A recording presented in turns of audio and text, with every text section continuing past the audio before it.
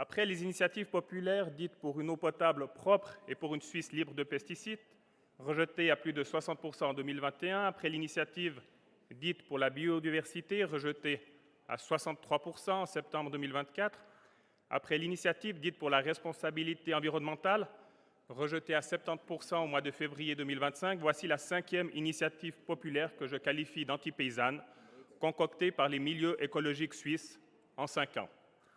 Cette initiative, bien plus extrême que les précédentes, vise à inscrire dans la Constitution fédérale une obligation de production de denrées alimentaires végétales devant couvrir 70% des besoins alimentaires suisses. En définitive, cette initiative, renommée à juste titre Initiative végane, vise à restreindre massivement l'élevage en Suisse, la production de viande et la consommation de viande. Qui pourra encore élever du bétail dans ce pays? Qui aura encore le droit de consommer de la viande dans ce pays? Autant de questions qui demeurent ouvertes. Cette initiative populaire, en plus d'être extrême dans sa volonté de dictat de la production agricole et de la restriction de la consommation de viande en Suisse, est tout autant hypocrite.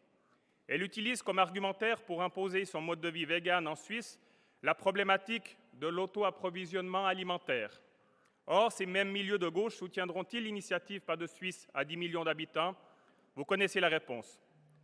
Mesdames et messieurs, ce n'est pas l'élevage et la consommation de viande qui font baisser le taux d'approvisionnement suisse, mais aussi la croissance démographique effrénée de ces dernières années, due à une immigration que nous ne contrôlons plus, et qui a pour conséquence une augmentation de la population d'1 million d'habitants dans notre pays tous les 10 ans, faisant baisser doublement le taux d'approvisionnement agricole dans notre pays, puisque d'une part, de très nombreuses terres agricoles, de trop nombreuses terres agricoles sont transformées en béton pour accueillir ces nouveaux habitants, mais par le fait également, d'autre part, que ces nouveaux habitants, et cela n'aura échappé à personne, ont également besoin d'alimentation.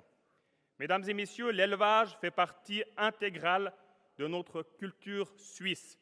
C'est le mode de production le plus adapté à la géographie de la Suisse, où la moitié de nos surfaces agricoles sont des surfaces de collines et de montagnes. Mesdames et messieurs, nous n'allons pas planter du tournesol sur nos préalpes et nos Alpes pour ensuite fabriquer du gruyère et autres raclettes véganes. Nous renouvelons au contraire notre confiance à nos agriculteurs et à nos éleveurs pour qu'ils continuent cette agriculture séculaire, afin de pouvoir encore demain voir de beaux troupeaux dans nos pâturages et dans nos paysages, afin de pouvoir encore demain profiter de tous ces produits agricoles venant de nos paysans, venant de nos terroirs. Je vous invite à rejeter fermement l'initiative du dictat végane.